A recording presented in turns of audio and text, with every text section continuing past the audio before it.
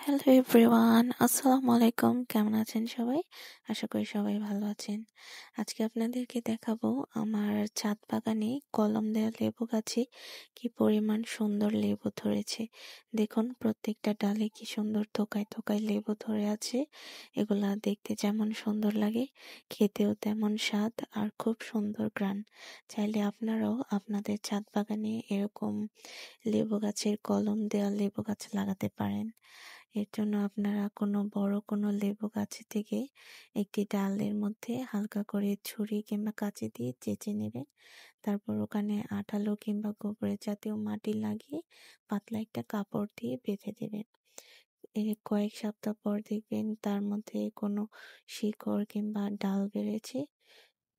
তখন ওই ডালটি কেটে আপনাদের ছাদ বাগানে লাগিয়ে দেবেন। দেখবেন এরকম একটা সুন্দর গাছ হয়েছে, লেবু গাছ। আমার ভিডিওটি ভালো লাগলে অবশ্যই আমাকে ফলো করবেন এবং আমার চ্যানেলটি সাবস্ক্রাইব করবেন। আল্লাহ হাফেজ সবাইকে।